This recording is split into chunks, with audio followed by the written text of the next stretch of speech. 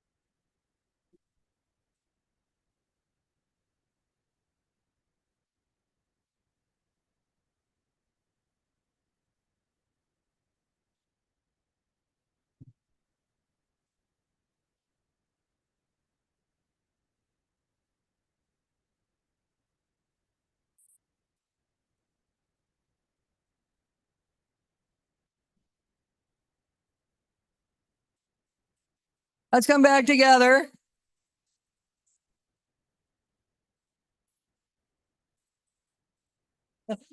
Urelli Cervantes from West Marin Community Services. Thank you for putting this together. Okay.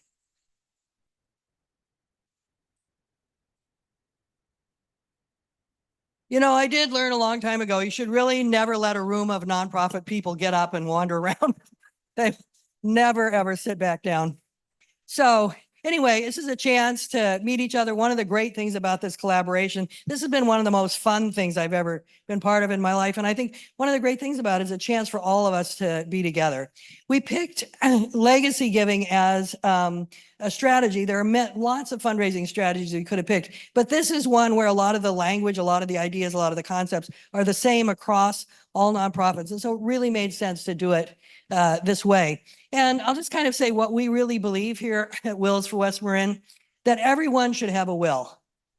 It doesn't matter what your assets are. People always tell me, many people tell me, I don't have anything. I'm like, are you, all the stuff you have, like 2 shirts, do you have 2 shirts? Are you taking them both to the crematorium? I don't think so.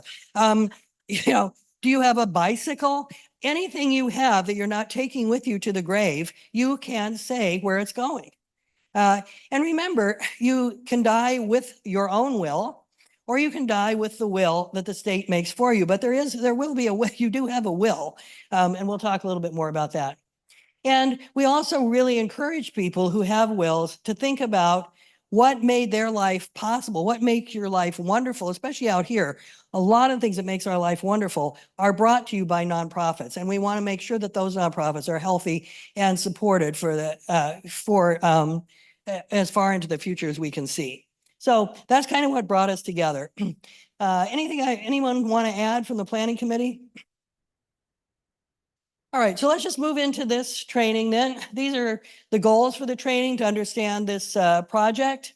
For all of you to become a little more familiar with the language of legacy giving and feel more comfortable about answering questions about why your group should exist really far into the future. And then at the end, I'm going to ask you to kind of think about what is the next thing you need to do to improve your plan giving program. Oops. Want to call your attention to the next thing that we're doing is we're having all these community workshops where we're inviting people, whoever wants to come, any person, and talk to them about the importance of a will, why it's exciting to have a will, what you kind of get out of writing a will. It is not a legal workshop. You will not leave the workshop with a will, and you won't leave the workshop with any financial advice. That's totally not in our bailiwick. But you will have some idea of why this is important, and also some of the things that you can do with your will to express your own values, not just talk about, there's an expression we say, you can write down your values, not just a list of your valuables. And that's a kind of a fun way to think about legacy. These are advertised. A lot of you probably saw this in the insert in the Point Reyes Light, and you can go online and look at where they are.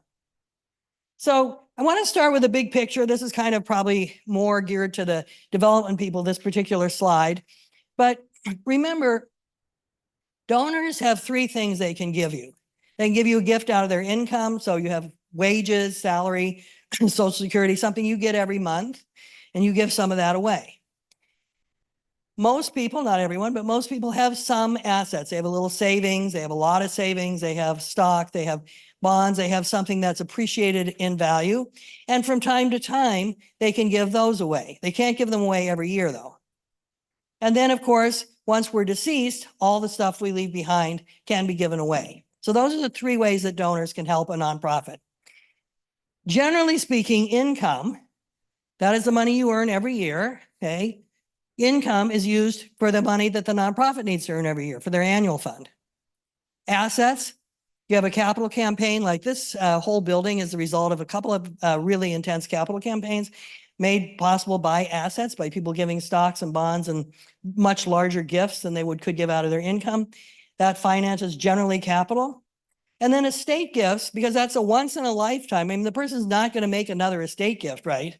Even Shirley MacLaine hasn't figured out how that can happen. But so you can't, come back and do that. So it is really truly a once only gift, goes into that which makes it possible for you to live forever. So the thing that says, this is my greatest value, this is a group I love very much, I want it to continue forever, goes into the fund, a reserve or an endowment fund that allows the group to exist forever. Now, these categories are not rigid. Obviously, sometimes people in their lifetime give to an endowment. Sometimes we have an estate gift and we use it for capital. Sometimes a small estate gift, 1,000, 2,000, 5,000, we might even use for annual. But why in general would we not ever want to use an estate gift for our annual fund? Because it won't happen again, right? And how often does annual happen? Annually, hence the name. Okay, so yeah, so you don't want to, and you see this a lot of times, especially churches will inflate their annual giving. There's several people will die and they'll have this big year and then they spend it all. And then the next year they're really up a creek because nobody died. Bummer, man. So similarly, why do we not want to use, this is a little harder question, income for capital or endowment? Yeah. Well, you need it for the annual. You certainly don't want to rob Peter to pay Paul, right? What's another reason? Yes, you need to support the work you're doing every year, over and over, right? And the other reason, of course, is you want a bigger gift. It's too small. An income gift, okay, an income gift to a capital campaign is too small. What the person could afford to give you every single year is not what you want for a one-time or once in a life, or every so often campaign. Now, obviously, when a donor offers you money, you don't go, that's too small. Okay, we generally advise against that, but we are just trying to get people to think in a bigger way. And I think in your fundraising planning, you want to think in this way also. Does that make sense? Okay, so why are we going to spend time on legacy? Well, because there's a lot of money in it. This boomer generation, I'm a boomer, I'm almost 71. When our generation, which was 78 million, we were the largest generation in history, okay? And then a bunch of us died of exhaustion from fundraising. And I think, anyway, now there's only 71 million of us and Gen Z has taken over and millennials have taken over. But nevertheless, there's a lot of money coming down in bequests, 2023, just under $43 billion. And I think a lot of times people think bequests most bequests are small. Actually, most bequests are $40,000 to $80,000. So they are significant, especially for a lot of the groups out here. About 1 out of 5 wills who have a bequest have more than one bequest. So this is something also sometimes say, oh, I was going to ask so-and-so, but I heard they were giving to Prince already. I should have gotten in line sooner. No, okay, they can add another person. And the most important thing I think for immediate near-term stuff is that legacy giving, really robust legacy giving, increases your annual giving. Now, why would that be? I'm sorry? Well, earnings on the legacy gift can be part of it because you have a bigger endowment that's throwing off interest. That's a very good point. But also, you sit down, someone sits down and they think, oh, I pull myself together here and do my will, and I love this group, so I'm going to leave them part of my house.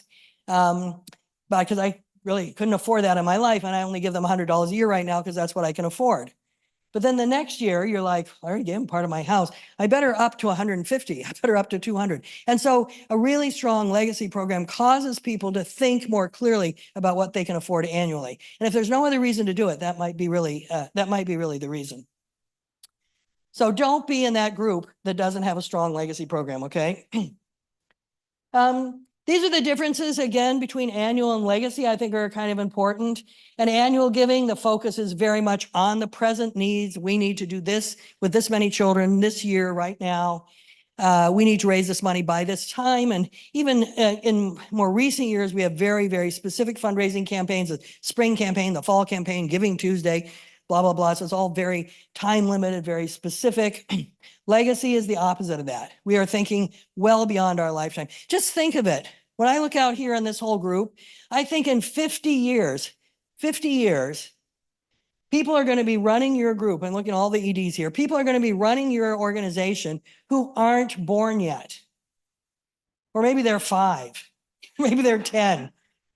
I mean, that's amazing when you kind of think about it.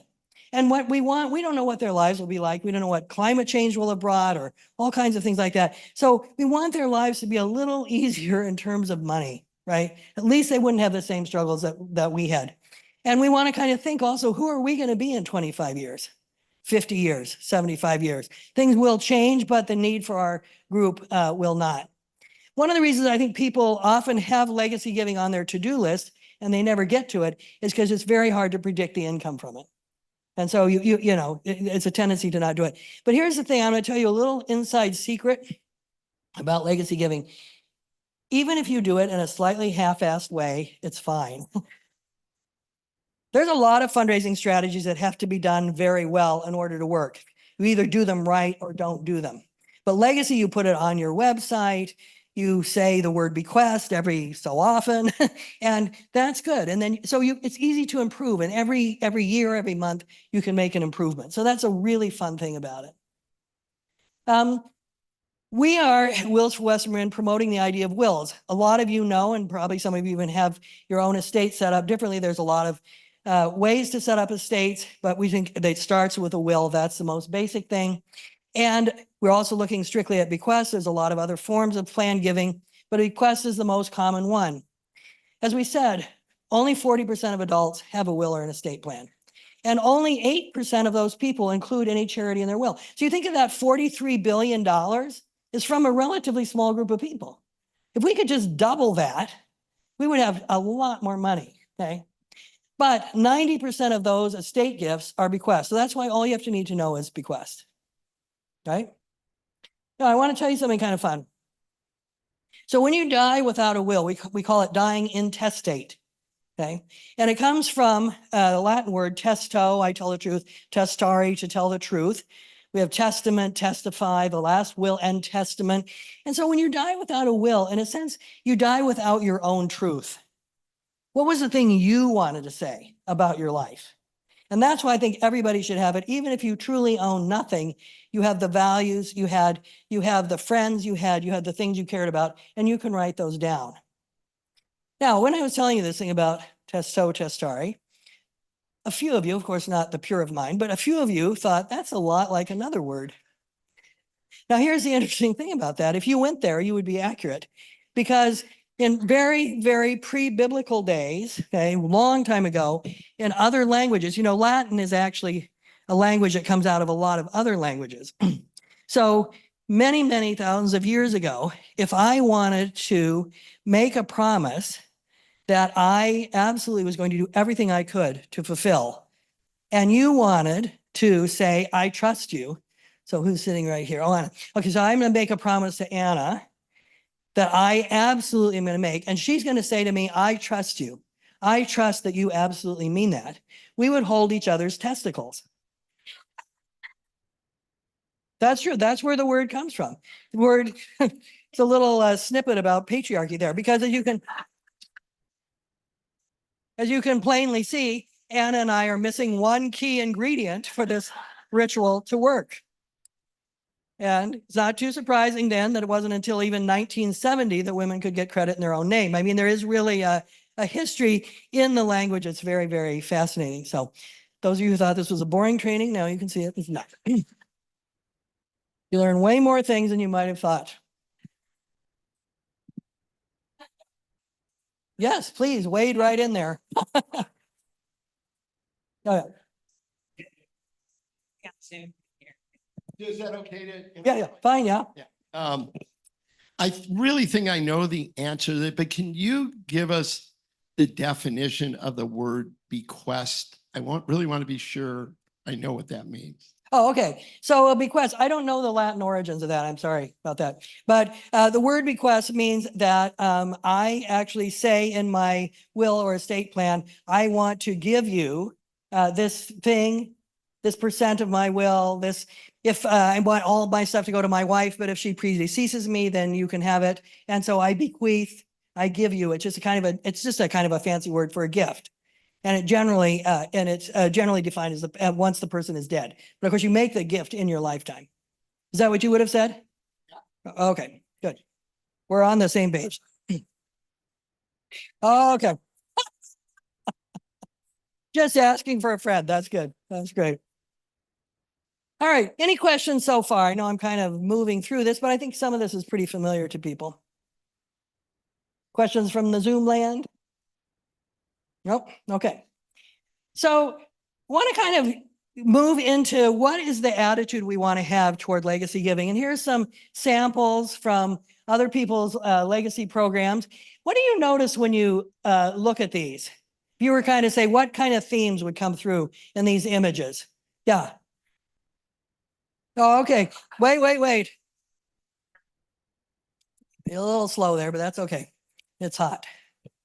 Yeah, I'm wondering if you can speak again to giving multiple bequests, because I think some of us sometimes think, oh, I'm giving to XYZ organization, and that's kind of it. But is it appropriate?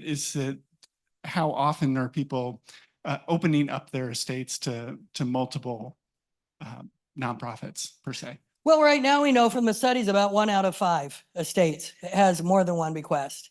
But just like most of us give to more than one group, most people in their annual giving give to somewhere between 5 to 15 organizations. They have some, and and those organizations, the other thing will be very similar. So if you're an environmentalist, and I were to look at your list of giving, I'd probably see mostly environmental groups. I might see some arts and culture, I might see some education, but that's what I'd look like. So I think it's very appropriate to ask people to add another bequest. It doesn't, and once they've done it once, it kind of becomes easier and easier to think about it. And it's not a zero-sum game, because of course our estates are growing, we hope, and people are changing. And so I think it's very, very appropriate. So what I wanted you to kind of think about when you look at these symbols is, notice how they're future. That one even says future, but there's baby bears. They're not grown-up bears, right? I mean, everything's kind of, there's a small tree kind of, and it's a kind of a fun look there. I want to tell you about some famous bequests, because it's kind of fun to know who you're in league with when you make a bequest. The most famous bequest probably in the United States is this one of Ben Franklin. And you could say a lot of things about Ben Franklin, but he had an amazing faith that the United States would continue to exist. You think that 1776, we became a country. 1790, he made this bequest. 14 years old. We're a 14-year-old country. And he said it could not be touched for 200 years. I mean, this is a man who really thought ahead, right? It's amazing, amazing. So then when it opened up in 1990, it was worth $6.5 million. Can you imagine the number of financial planners? All the people that handled this that died over time. It went to the Franklin Institute, went to the Philadelphia Community Foundation, and the Boston Community Foundation. Really amazing, amazing bequest.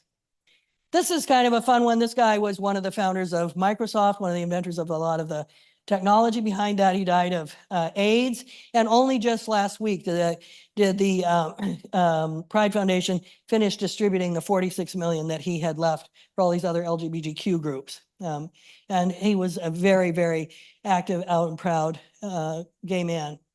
This is one of my favorites. This woman died in 2013. Her husband died in World War II, and she never married. She stayed in the same apartment they had when they were young. It was a very simple, very small apartment.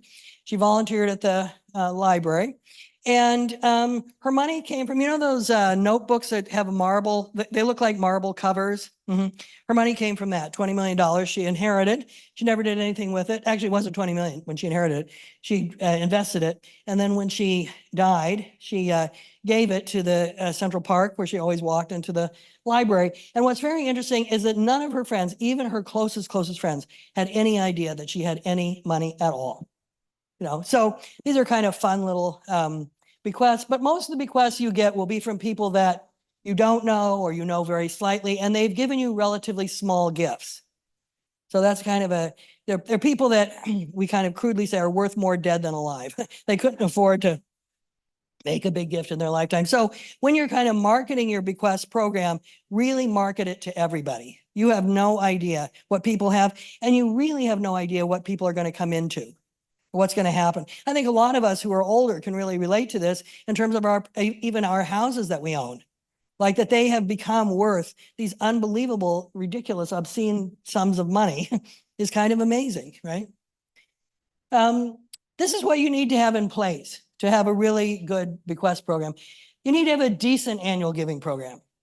It doesn't have to be perfect, right? Don't let perfect, what is that expression? Don't let the perfect be the enemy of the good. If it's decent, what does that mean? You thank your donors in a timely fashion. You keep track of their name and address. You write to them frequently. You tell them things that are happening. You have an e-newsletter, kind of pretty straightforward. Most of you have that.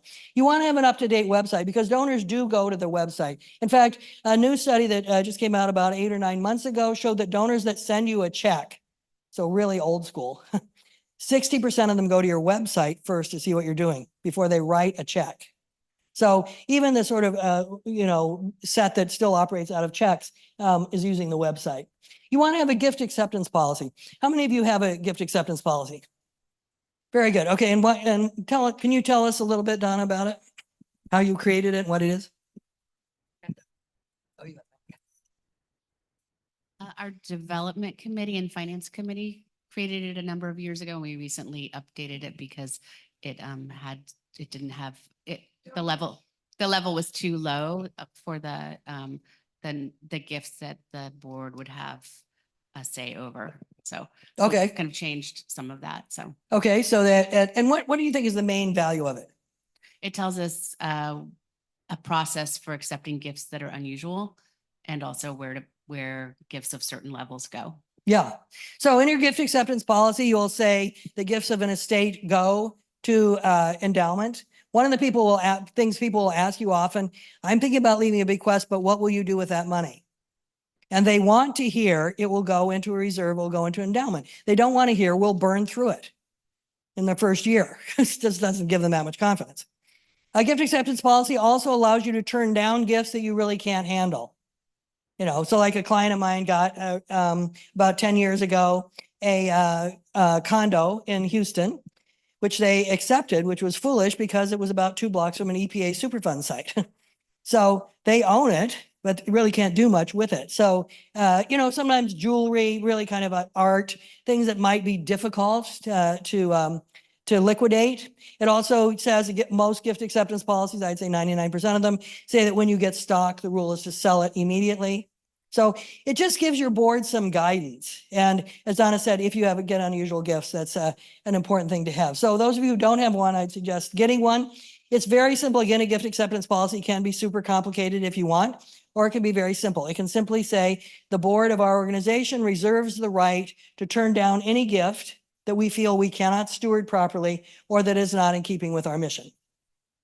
You could start there and then you can add things to it. Like we won't invest in fossil fuels or this or that. So you want to have all this stuff. It does mean you need to have a reserve or an endowment. You need to have some kind of sense that you're going to exist into the future, not necessarily forever. Some groups in here probably don't need to exist forever. We hope we can imagine. I often think of this. I started out my whole fundraising career in domestic violence. And when I see domestic violence programs having big endowments because they want to exist forever, I think, what is the statement you're making? Right? You really can't imagine a world in which there's not domestic violence. That's weird. But I do think it's realistic to say, I can imagine that there will be a need for this for another 100 years. So if, you know, you don't have to think out in perpetuity. You need to just think out for a while. How many of you think you'll probably be needed for the next 100 years? Okay, very good. Yes. Well, I'm in an arts org, so we're gonna be needed forever. I totally agree. The arts are needed forever, no doubt about it. So the question that I had is about restrictions on funds would an organization appropriately outline their stance on restricted funds in the gift acceptance policy? Yeah, And would the organization need to demonstrate how they're segregating bequests in that reserve or endowment to prospective donors? in their accounting, you mean? No, I mean, just like, I'm assuming that if you really are serious and you segregate bequests, that you would contain them in an account. Yes, in a separate And account. So you need to demonstrate that to your prospective donors. Well, the donor might ask that, or they might just take your word for it. But the idea is that, yeah, you would have done that. It's not so much for them as for you, because an endowment is generally invested slightly differently. It's a much more Yeah. long-term Right. investment. You probably have a investment committee. But your organization is making plans on those funds. Yeah, because the interest that's thrown off every year from the endowment can be used for your annual fund. Gotcha. You can do that, right? And in fact, that's how many organizations, very significant part of their income is the income off of endowment, because you can take off 5% of it every year. Right, and that's right. And then, and going back to restricted funds, is it customary for organizations to dissuade donors from putting restrictions on their bequests? I don't know, is it customary to persuade donors to not put restrictions on their bequests? You know, I think it depends on the donor. You've seen one donor, you've seen one donor. So, you know, if it's a really, and it depends on the nature of the restriction. But to answer your question more straightforwardly, yes, I prefer no restrictions. I think they kind of tie you up in knots. I mean, you know, I was working with this group a few years ago, a church actually, and they had this huge flower fund. This woman had left them like $500,000 to be used for flowers. You know, it yielded $25,000 a year. So the church was like full of flowers, you know. But even that, I mean, 25,000, that's a lot of flowers, you know? And so they kind of trying to figure out how could they move that. And so they started to give they started to give money actually to homeless shelters and domestic violence programs and so on and so forth, and said, you can buy some flowers, right? Or not. Just, you know, do something flower-like with the flower money. Yeah, and you know, you have, well, I mean, you know, the whole Marin Community Foundation was started with a very, very specific, very restricted gift from Beryl Buck. And we don't have time to go into that today, but that's had its ups and downs. Yeah. Not to get in the weeds too much, but like thinking about that concept of will you be needed in 100 years? And if somebody's like, you know, these funds can be allocated in 50 and you get to that place and things have changed, you really need to get in the weeds around, for example, using the DV concept or any kind of social services or whatever the topic is. What if it was like allocated towards crisis, for example, and then it's now pivoted towards crisis prevention? So there's like a progression in the organization. Do you have to have that like deeply embedded in those policies? No, not really, because the notion is that you will be solving this problem and you will be doing the thing that solves it over time. Probably a very famous one that some of us are old enough to remember is when the Polio Foundation became the birth defects, because polio was pretty much eradicated. So, and you know, there's a very famous bequest left to rescue people from pirates in England. In England, it was left in the 12th century. And so one of the laws we do have is a law that allows you to break open a bequest where the terms of it are no longer applicable, right? So, but you don't want to get yourself into that. Mostly you want to build relationships with donors. Here's the thing. It's not about the detail. Is you want to build relationships with donors so they trust you so much that they're like, here's my money. I mean, I often think of this when I see people that say to, you know, a homeless person with a dog, right? And they'll say, here, this is for the dog, which is, first of all, is really problematic in a lot of ways. But moving on from that, it's like you don't trust this person to spend the money properly. And yet you think by telling them the money's for the dog, you trust them to spend it on the dog. It's like ridiculous. If you don't trust the organization, you don't trust them. So you put a big contingency on your bequest or a big, restriction. Why are you giving to them at all? Right? That's why I think the relationship you want to have with people is to say, what is it that makes you want to restrict? What is the thing you're trying to get at from this restriction? That's what I would do in those conversations. Question back there? I have a broader question that you can answer now or later when Okay. if you think it's appropriate. And it goes to linking bequests as part of a will to the kind of more recent emphasis of giving while living. Yeah. And how do you make that link in your mind or with your clients? And because I think it's important, particularly for the baby boomer generation, to really emphasize that. If they want to see impact, don't wait and just put it in your will. Make it go to work now and figure out how much you need for the rest of your life so you can start giving it away. I'm an enormous fan of that. And actually, we have a big champion of it out here in West Marin, Maureen Kennedy, who's is its legacy now and has made some wonderful gifts and really encouraged other people to do that in their lifetime. That is a slightly separate fundraising strategy where you really say to people, what is your legacy and what could you afford to let go of now to begin to make that happen? And I think a lot of us, not so much boomers, but probably the generation ahead of us, we're all about being very frugal. Some of you, if you ever went to your parents, when your parents died and you cleaned out their basement, did you ever find like pieces of string? Like, my mother had like 1,000 rubber bands that were completely, dried out. So, but she grew up in the Depression. So, so for her, everything was really saving. And for that generation was a lot of that. And so you saw some pretty big bequests come out of that. With boomers, I think we're a little bit looser, but we've had the crash of 2008 was like, and so people were kind of panicked, but I completely agree with you. And I think you can do those. You could do a wills program, will and legacy program, and introduce this notion of doing it in your lifetime, enjoying it while you're alive, right? Seeing what happens while you're alive. And also, there are a lot of issues that actually could benefit much more from immediate infusion of money now. It could make a much bigger difference than waiting many, many years. So I think you're exactly right about that. At the same time, I do really want to capture all the stuff that people think they need until they're dead. I want to get that after they're dead. So that's what this is. So is a restricted bequest only monitored by an independent audit? A restricted bequest is monitored, probably by your audit by a 990. Otherwise, Or it could just float away. Well, theoretically, we hope you're kind of honorable there, Steve.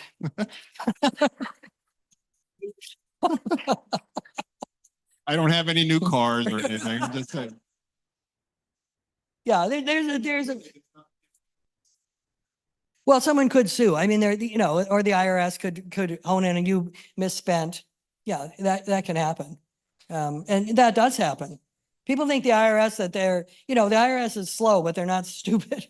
And they do catch up with you sometimes. But there's basically, nonprofits operate on such an enormous level of trust. It's amazing. And the donors really, and you want to. And anytime when a nonprofit, there's a scandal in a nonprofit, it drags down everybody. So if there's no other reason to not have a scandal, do it for other people. Don't, when there's a scandal in a corporation, you're like, oh, well, whatever, that's just what they do. But for us, it's like, oh my God, now can I trust anybody? So we really do operate a lot of trust. Yes, Sarah. Yes, Kim, could you talk a little bit about, we know that people change their minds and what they love and don't love and whatever.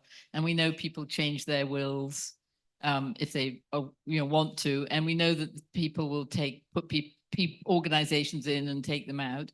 Can you talk a little bit, are there any protective mechanisms about making that particular bequest irrevocable? Do we know how much people change their minds in terms of their bequests to nonprofits? And this is a real issue. I mean, I've actually seen, I know donors who were going to make significant bequests and then change their mind because something happened. They didn't like that organization any longer. Oh, yeah. I mean, that from the donor's point of view, a bequest, that's what's great about a bequest, is you can change your mind. You can change your mind to the day before you die. In fact, Stephanie, my wife, and I, we've had a will for a long time, and we always have these bequests. And then every 5 years we review it and we're like, pick, I don't like that group anymore. Ouch. So, it's not that significant though, in terms of size, but, so I like that about bequests. And I think that's also one of the invitational elements of it is put us in, you can always take us out. I mean, it's kind of nice. The irrevocable, strategies like a remainder trust or a lead trust or something, those are much more complicated, but you can do those. Yeah. But I think the way to get people, the evidence is that most people keep a bequest going. They don't, not that many people change their minds, unless there's some real problem with the group or it ceases to exist. But, and also this is why we like to have a legacy society or some kind of club where people say, yes, I've left you money in my will, because then they're a bit less likely to take you out. But I think the great thing about bequests actually is that it engenders trust with the donors. And again, that's what we're coming back to. This is the ultimate trust. I'm giving you money and I'm not going to be here to see what you did with it. That is the ultimate statement of trust. Yeah, I just wanted to tag on to what Sarah said, which is the reason I think knowing that requests are revocable, that people change their minds, means that the relationship you're building with that donor has to continue. I think Yes. we have this idea, oh, someone told us they left a bequest. Oh, we don't have to worry about them anymore. We don't have to stay in touch with them as much as with other donors who were, building relationships with. So I think that it's really important not to think they left you a bequest. I mean, they've told you that they've done that and then let's No, forget about it. that's absolutely true. And it's really true. Those of you who are executive directors and development directors, then when you leave your organization, that one of the things you do as a part of leaving is introduce these donors to the new person. So there's some continuity there. Because often the relationship, the donor may really trust the organization, but let's be realistic. Who they trust is the person, right? And now this new stranger has come in. Who are they? And you really, really need to take the time to do that, particularly if you have a lot of legacy gifts. That's absolutely right. Yes. Hey there.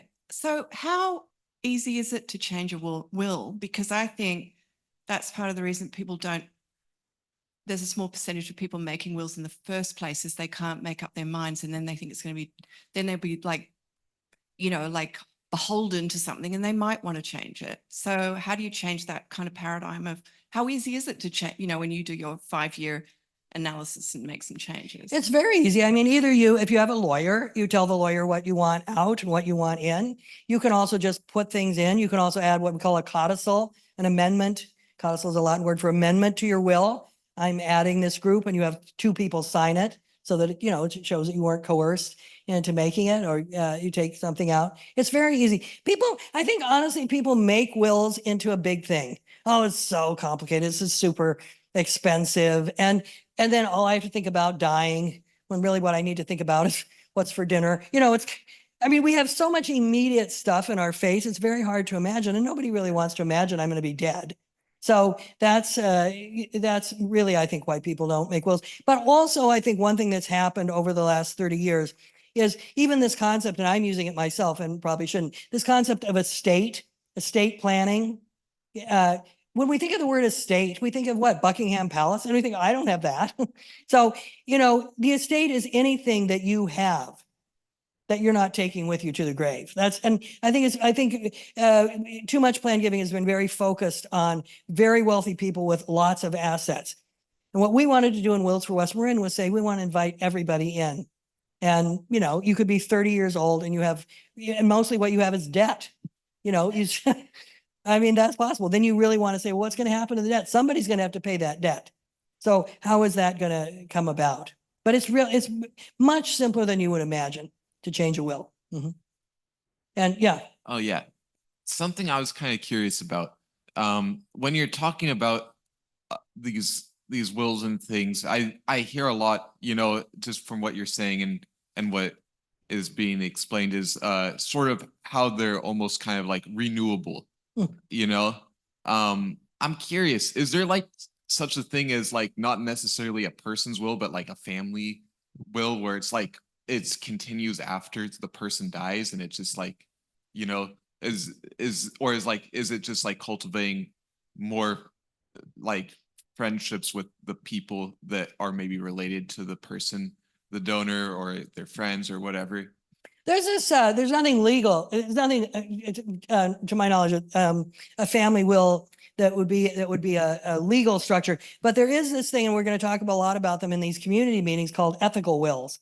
And sometimes those will be a whole family will sit down and say, who were we in this community? How do we want to be remembered? And then the older people will kind of tell stories and stuff. And that's a kind of and what you're indicating isn't so much, I wouldn't do that around any legal stuff, but more like a conversation in the family. Let's think about this. Who are we? What's going to happen? What do we want? What do we want to happen? What do we want to happen with our, even photographs, presents from people that don't have any monetary value, but where did you get that? Who gave it to you? Why did they do that? That's a kind of a fun thing. So I think you're kind of onto something there. All right. So let's go to this. So I was going to have you discuss. Now I've been doing a lot of discussing. I want you to discuss just in groups of 3. And if you came from people from your group, you can be with them. But otherwise, just turn to the people around you and kind of think, what have we done in your organization to promote wills and bequests up to now? What do you have in place? And then really to spend a couple minutes on what are your long-term goals? If somebody came and said, I'd like, how do you see yourself in 50 years? What would you say to them? Right? Now, some of you who are board members are thinking, I don't know. And you know what? That's information. What you don't know is information, because now you need to go and find out. Okay. So it doesn't matter. If you don't know the answer to this question, doesn't matter. There's nothing wrong with that. And then the final question to say, has everyone on your board been encouraged to leave a bequest? Because of course, if there is anything that is more of a testimonial to a donor, it is that the entire board, every single person has left a bequest, because the board knows all the good, the bad, and the ugly about what's going on in the organization and still believes that it's important to make a bequest. And then I think people really come on board with that and they really trust that. It's the same principle in fundraising. When you're going to ask for money, the very first person you ask for money should always say yes. And you know why? Who's that person? Yourself. And if you're like, I'd like you to give money, but I wouldn't. I mean, that just doesn't work. Okay. So let's just take like 2 or 3 minutes and you kind of see where you get with these questions. Just turn to each other a little bit.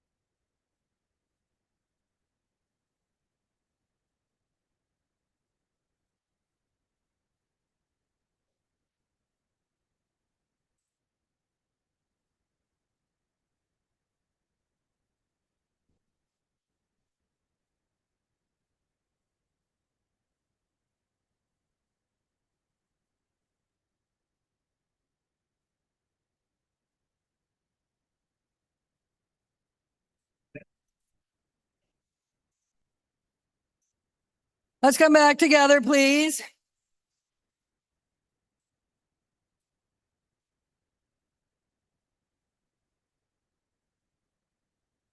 So any thoughts or insights that came up from thinking about these questions you'd want to share? Yeah, and there's a microphone. Mhm. We need to update our website. Yeah, sometimes it's pretty straightforward, practical stuff, updating a website, which is not as easy as it always sounds, but yeah, absolutely. Other stuff, Donna? Wait. We don't have a general endowment, but we have a number of savings and quasi endowments that are for restricted funds. So thinking about that as a possibility. Okay, yeah, opening up a more just general endowment that gives you totally unrestricted money. Really good idea. Over here, so on the corner here and then in the back. Oops. Well, maybe in the back and then in the corner. Okay, that's fine. Oops, now we're up to the corner. Yep, here we go. Hi. Hi. Now I'm forgetting because you were running. I was so surprised. Well, just that encouraging board to give, we've tried some of that in the past, and there was always a bit of an overwhelm, like, oh, that means I have to get a lawyer and I have to think about exactly what you're saying. I have to think about this. But encouraging our board to come to these sessions too, and to learn it is your right, and it's something that we should all do. So thank you. Well, you know, one thing you just said now, and then we'll get to the back, that I haven't said up to now, but is really a very firm belief of mine and all of us at Wills West Marin, that it is a human right. You have the right. This is an extraordinary thing, actually, when you think about it, that you have the right to say what is going to happen to your stuff when you're not here anymore. And so few people exercise it. And it is your last truth, right? So I think we kind of present it to the board that way. And then they can start and do stuff. We have at Mesa Refuge, I'm the chair of the board of Mesa Refuge. We have a document that's created for our board that says I'm doing it, or I'm about to do it, or yeah, you know, and it kind of moves people forward a little bit. Yeah. And don't have make it be sure to tell people it does not have to be super complicated or super expensive. Yeah. Yes. I'm just curious if you're familiar with this organization called freewill.com. Oh, yeah. Yeah. So basically what they do is they offer kind of helping you set up a program on your website, and it's very expensive for nonprofits. So I was just kind of curious about it for our program, and ended up basically just sort of talking to the people, learning more about the program, going through their website, and it's filled with tons of information. And basically what I did was just started pulling all this helpful information from their website and kind of padding our program and expanding our program in that way. So that's just a really great resource, I think, for folks. Yeah, freewills.com. There are a number like that. And I would say, yeah, they are expensive, but they do have a lot of stuff they give away for free. And good people that run that. That's a good suggestion. Other insights or comments or questions, disagreements? Yes. Shelley? Hi. So one of the things that we talked about in our group is the simplicity of starting up a legacy program, put information on your website or things that you print. But then I was just sitting here thinking about the endowment part of it. Like, do we need to have an endowment set up prior to advertising a legacy giving program? You don't, no, you don't need to, but people may ask you, what are you going to do? If I leave you money in my will, what's going to happen to it? And I think you'd want to say to them, it'll be put in some kind of reserve, it'll be put in savings. They just want to be reassured, we're not just going to burn through it. We're not just going to spend it. Yeah. But see, the great thing when a person says, I'm leaving you money in my will, you can see what happens to the organization. They're like, oh, what should we do with it? Right? Maybe we should have an endowment. So it begins a conversation that's really good. And I think at Gallery Route One, somebody else is from an arts group here. Gallery Route One is an organization that should exist forever. Absolutely. It's an icon of our town right there. And, it's just really, really important. But how will that happen as everything becomes more expensive? So it's a good conversation to have. Okay.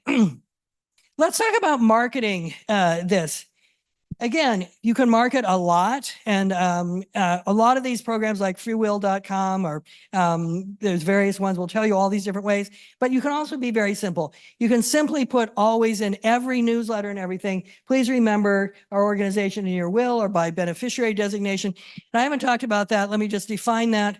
That is if any of you have life insurance or IRAs or things like that, you have to name a beneficiary. So you can name a nonprofit, but there's always a second line, the second beneficiary, in case the first beneficiary is deceased. That's where a lot of nonprofits go. Most people don't fill in that second line. Just tell people, fill in the second line there on the insurance policy. Fill in the second line on your IRA. Put legacy information everywhere that you possibly can. And do want to tell you that at West Marin Fund, at Wills for West Marin, at our page, there is a Google Doc. I'm right about that, right? Yeah. There's a Google Doc. I know there is a Google Doc. This part I know. That Alyssa Tanner has put together with a ton of information, language and stuff like that you can use. If it's not on our page, I'm pretty sure it's on the page. If it's not, I can send it to you. So there's a lot of stuff. And what you said is really great, is you can take stuff from other people's websites, not the name of their group, but clearly, but their language, because the language is in common use. There's this great organization, and I think they're out of Washington, D.C., called the Council for the Advancement and Support of Education. Some of you probably know them. They do incredible work. You know what? They're called CASE. That's their short. It stands for Copy and Steal Everything. That's what they always say. Try to do that. Come on. Okay, Kim. I think that, so we do have a Google Drive that we have set up. Alyssa has set up with information and sort of resources for the nonprofits. Yeah. Okay. Yeah. We'll get a link to that. Yeah. So that just to clarify that point. Okay. I may have gotten ahead of myself, but anyway, by next week, it'll be there. Then, testimonials. I'm going to show you one in just a minute where people say, I'm alive. I've made arrangements for this organization, my will, because of blah, blah, blah. And especially in West Marin, a lot of people know each other and you think, oh, well, if she did it, she's super smart. Must be a good thing. And then, of course, always connect with all your professional advisors. We've given you a sheet here with some of the local estate planning attorneys here. But people, I've had many attorneys will tell me this. People will come into their office and say, do you think I should leave money to a nonprofit in my will? And the attorney will be like, well, if you want to, yeah. Well, which one? Which one? What do you want them to say? Your group, right? And what they tend to do is they'll be like, well, the Cancer Society or something. They'll name something. It's not a fine group, but they'll name something they've kind of heard of. So make sure that they know that your organization is able to handle these kind of gifts. And then the other thing is you invite people who are in their 40s to 60s. Everybody's invited.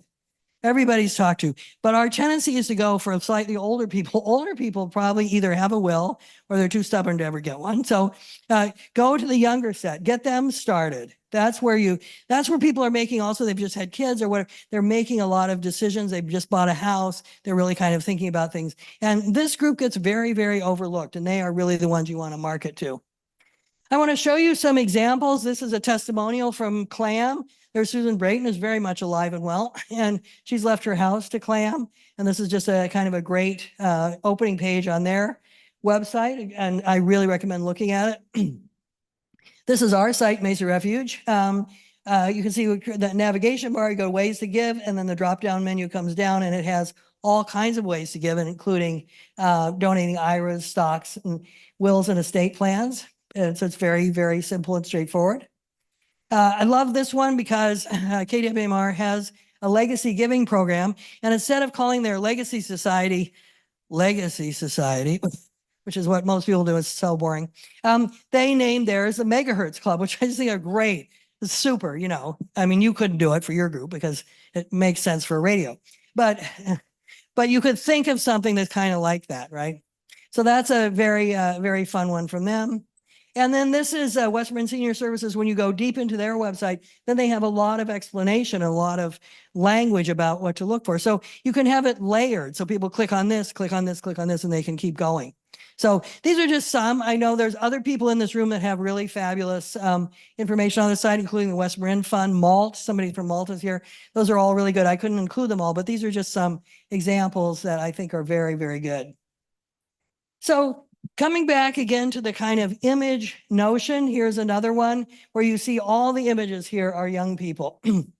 And then sometimes fun. This is from Britain. When you come back as a whale, you'll be bloody glad you put Greenpeace in your will.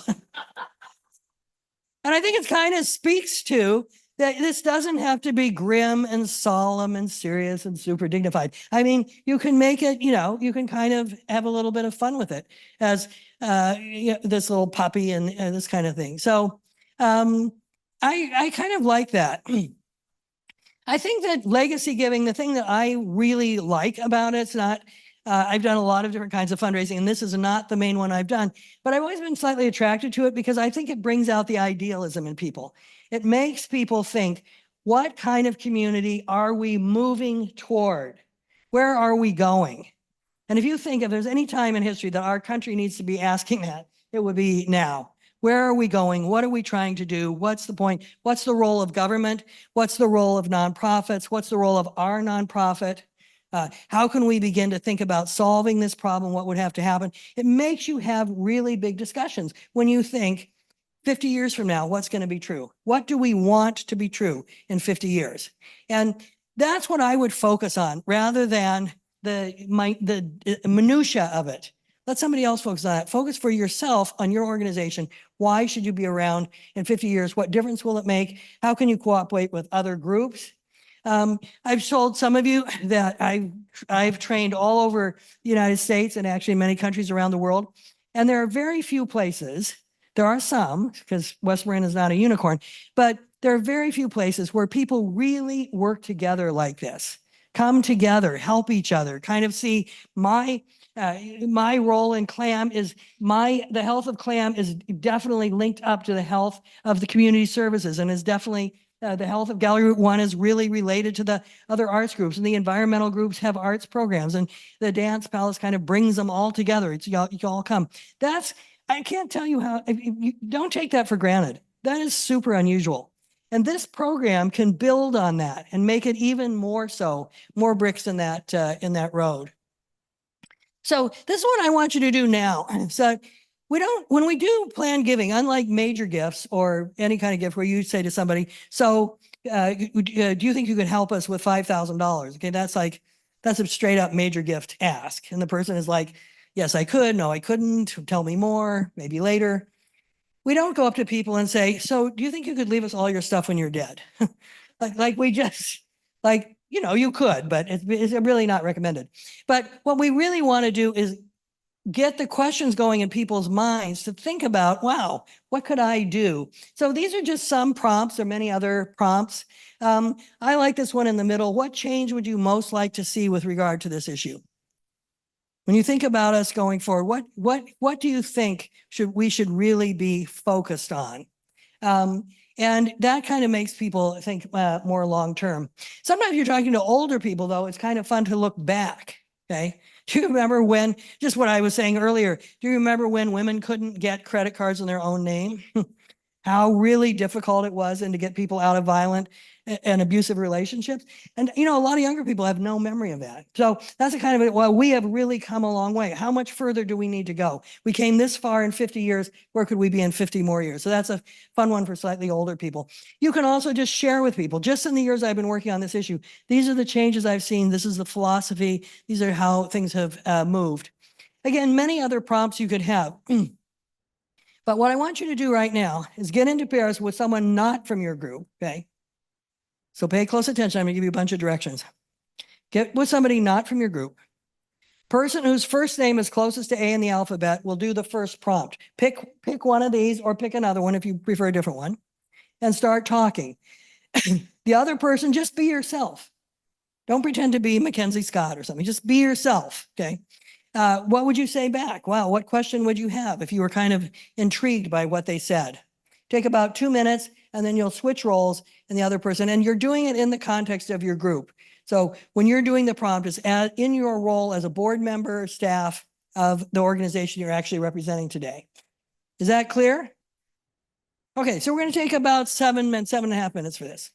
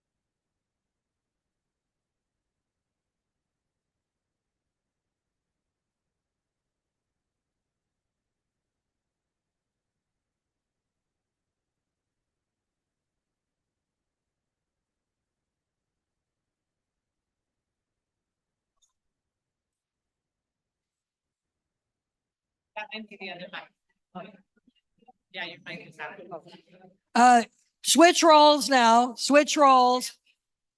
If you haven't already.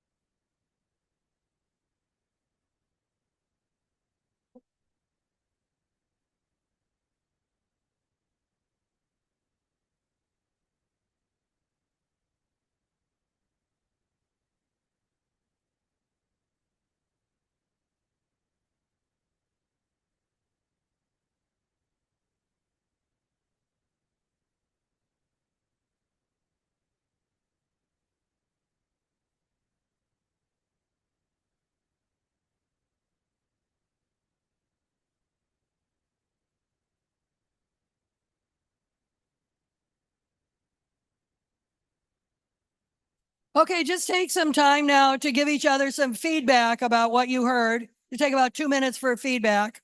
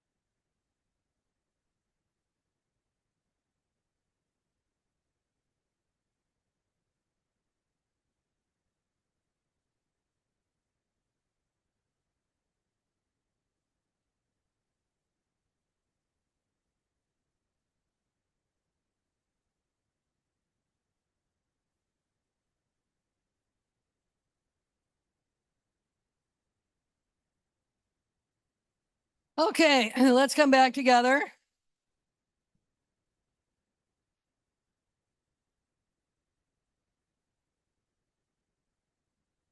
So I'd like to start, if anybody's willing, did you hear, who heard something, if you're willing to share it, heard something from someone when, in response to the prompt, you thought, that is really good.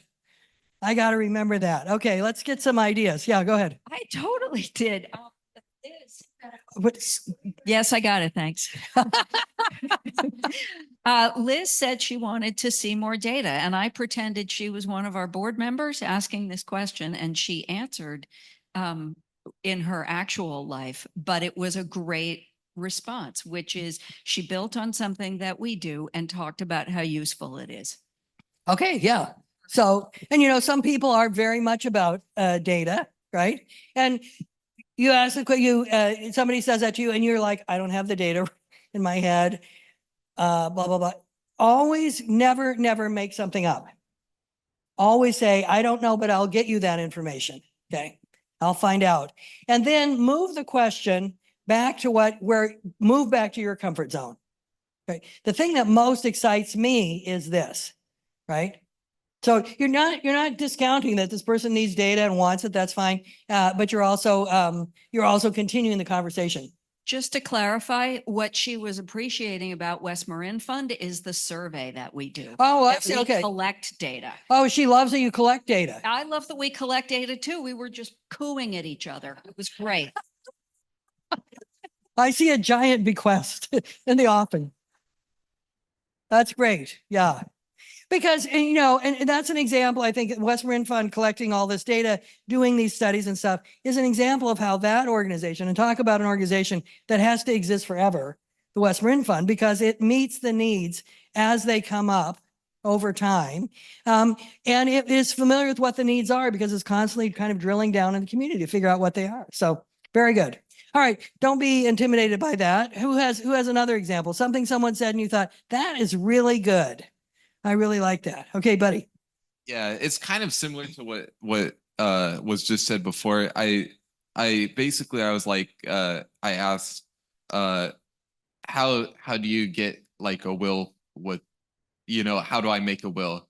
And it's kind of one of those things that's like you can explain it sort of a little bit, but it's giving more resources. Yeah, I was able, they basically said, I'll get back to you as well because, and which I think that's one of those things that I personally like in my brain sometimes forget when I'm talking to someone just in general, like, okay, when I have more information or we can get back to this. Yeah. I asked if you had an attorney. Okay, yeah, Donna said, you asked if he had an attorney. See what we can do about it. But of course, also if somebody said, how do you make a will? We can't tell people that. That's totally out of our league and we would be really crossing a lane. But we can also say, what kind of things might you have in mind? When you think about what when you think about your legacy, what it would be. So I'll get you the resources. I think it's a very good answer. There's a lot of them. There's tons of them online. There's tons of them here in our community. And also, what are you thinking about? So you move to that slightly deeper level. Okay. All right. Someone else. Another thing someone said and you thought, wow, that was good. That was really good. Yeah. Wait a sec.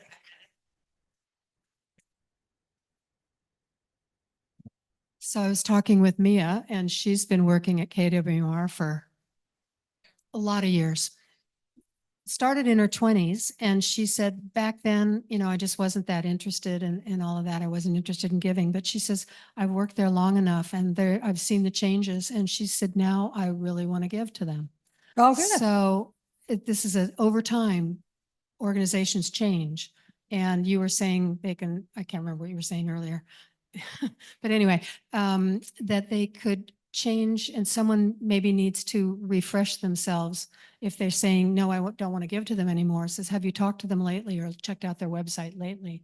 Yeah, absolutely. To refresh your mind about it is what came up for me. Because I need to do that myself. Good. Few Okay. organizations. Very good. And again, the power of that testimonial, right? This is my experience. And especially that was really great the way you did that, Mia, whereas I used to feel this way. This is a very common thing we do in fundraising. It's called felt, found, feel, where the person's, well, I can't imagine why would I give money to charities? They're always changing and who knows what will happen, blah, blah, blah. I used to feel that way. So you acknowledge, you validate what they said.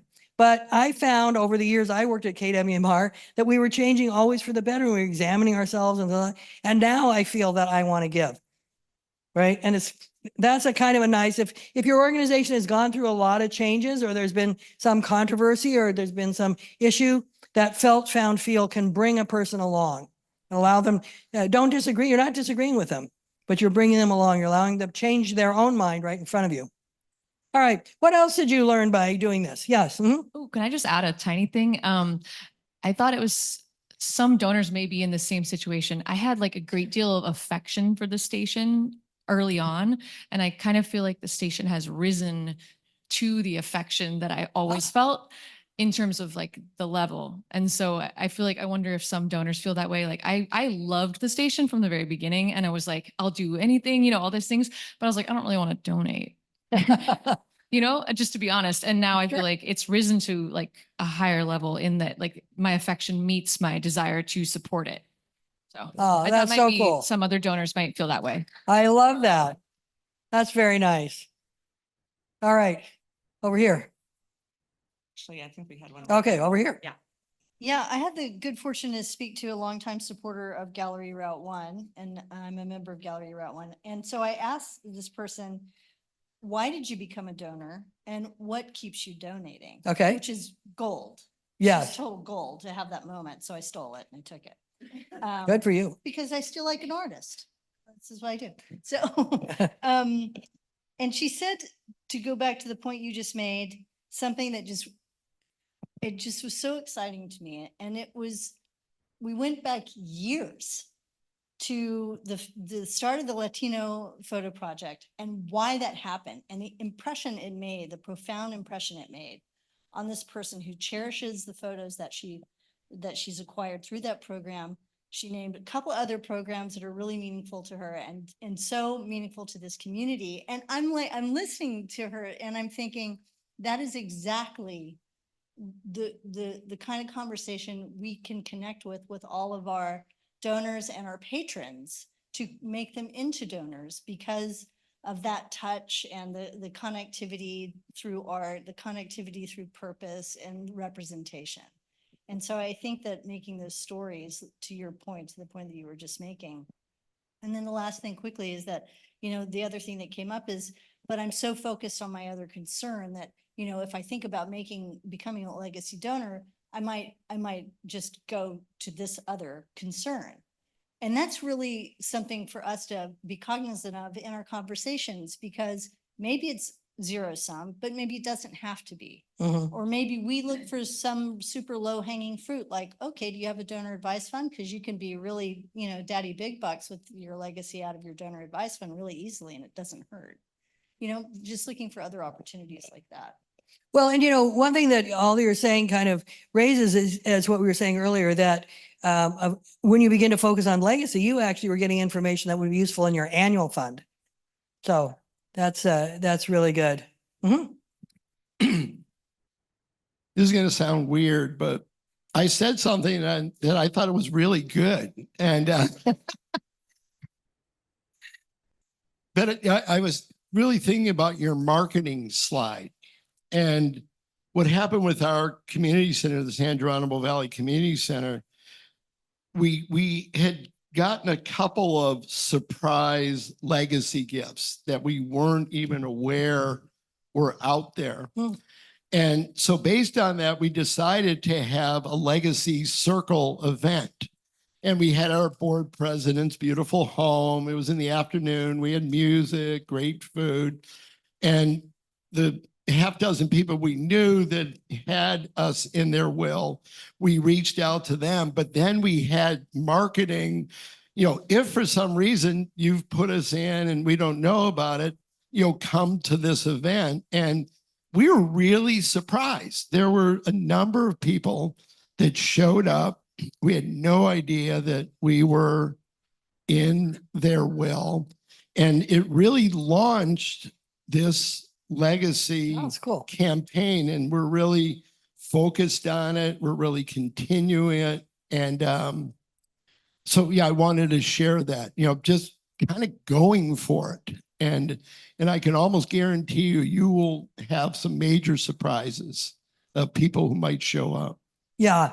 That's really, that is a really great way to launch a legacy. And I think you're exactly right. Just go for it. Open up a house, invite some people. If 10 people come, it looks full enough, and they will be surprised. You'll be amazed. People will come and they're kind of, yeah. So that's a very good suggestion. So one other thing that kind of comes up sometimes when you're beginning to talk with people about legacy, that somebody reminded me earlier, is many people who have kids, of course, they're like, well, but I have to give all my money to my kids. God knows what kind of life they're going to have. It's very uncertain out there. And that's clearly the case. I mean, you don't argue with somebody about that, but you can then begin to introduce this concept we're talking about, this ethical wills. What would you like your kids to know about you? Or the values that you had, what values you hope your children will continue into the future. And that can be part of what you write down. So it has no monetary value. It's not truly a bequest, but this is what I hope you'll remember going forward. And then I find that sometimes people are like, what, I think for my kids, they would really like to know that I gave money to another organization. So maybe they just, put you in for $1,000 or $500 or something like that. But there's a certain kind of generosity that gets built into it. So, and this is why most people, the state, I think I neglected to say this earlier, the state, every state has a will for you if you die without a will.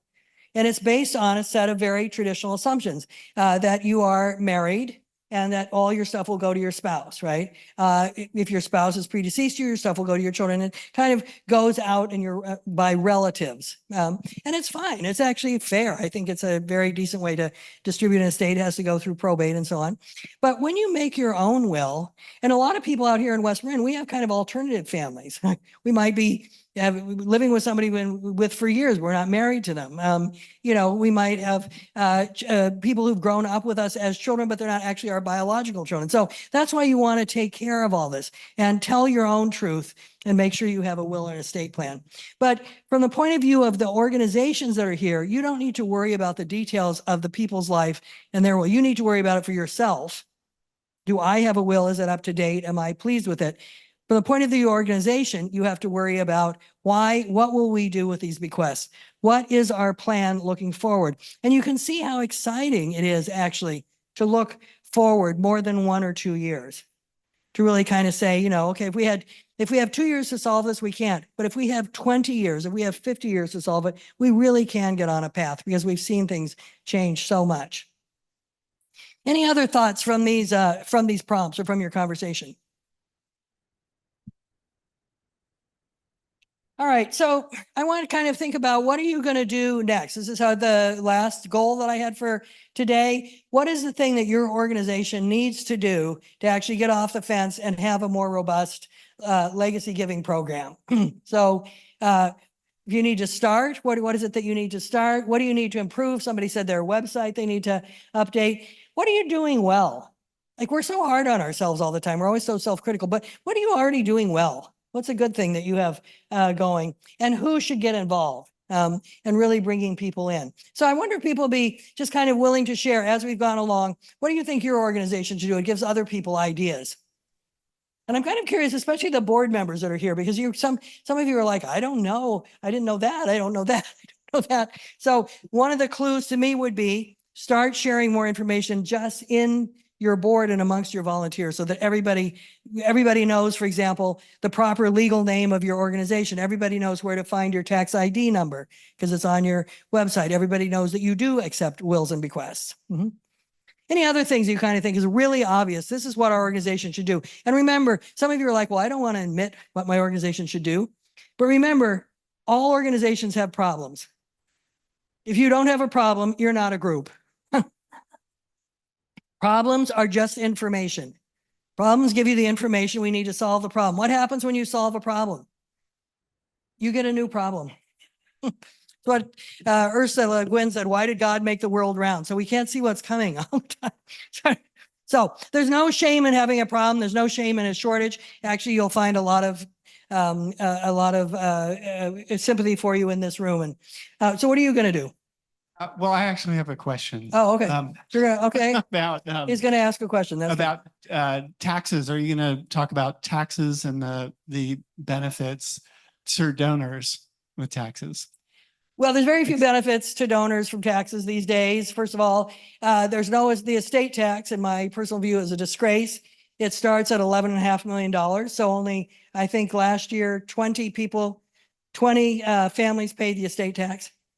So, you know, it's basically we're creating that's really terrible.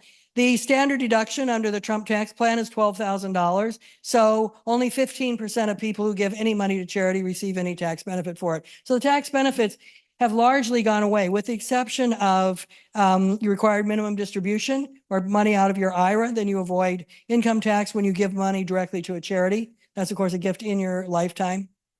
But, you know, the studies pretty much show, even when we had better tax laws and more fair and just tax policies, which wasn't for very long, the study showed that people did not give because of the tax benefit. It was a nice little cherry, but most people, that wasn't really their thing. Did you have a particular tax law in mind when you asked that question? No, I was just thinking in terms of that motivational piece, because it is a slight motivation, but you know, when people ask you, is my gift tax deductible? A lot of you for that. They don't mean, am I going to save a lot of money? What they mean is, has the government vetted you?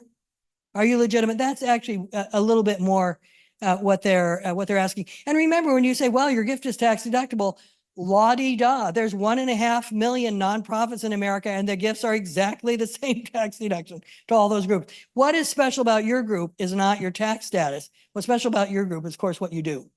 Mhm. Other questions? Other things you're going to do to get ready to have a robust legacy giving program and make all this work we've done at Wills for West Marin feel worthwhile?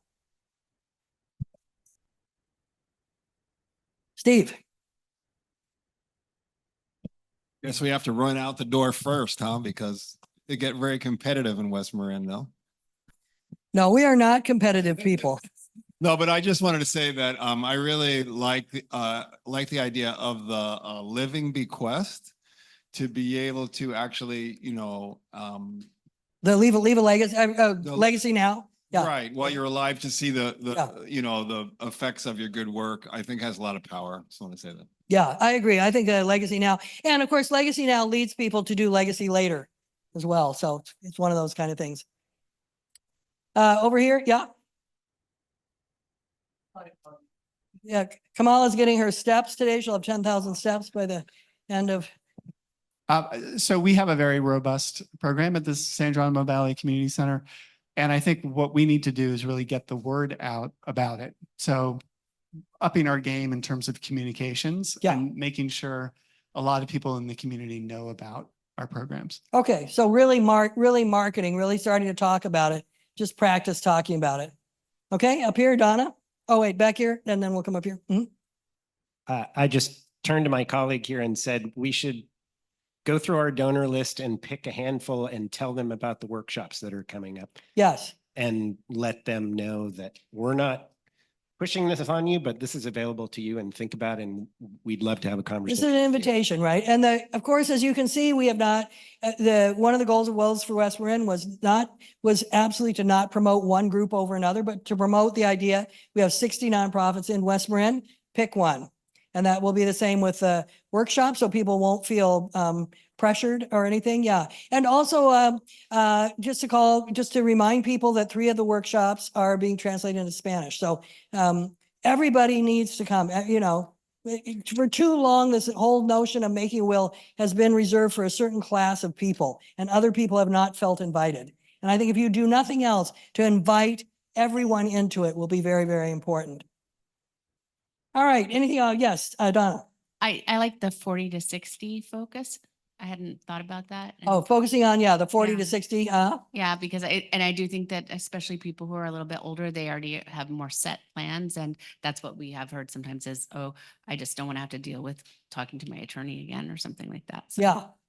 Yeah. I mean, everyone's invited, but really to invite people who haven't made a will. The whole goal, when you have 6 out of 10 people haven't made a will, the whole goal of Wills for West Marin and the legacy programs in general was to get way more people engaged in the process.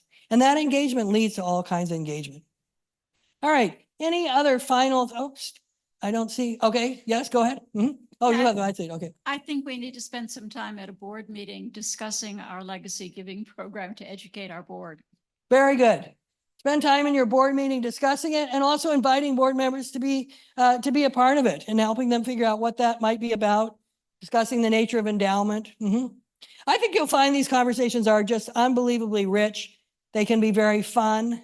They are deep, and they give us permission to think beyond our own lifetime. A lot happened before any of us got here. You think of the world that existed before I was born. A lot happened, and a lot will happen after I'm dead. And I'm in this part. What am I doing to move the world in a direction that I like? Because I have taken advantage of a lot of the things that came my way that other people, I stand on the shoulders of others, as we all do. All right, 1 or 2 final questions? Yes, huh?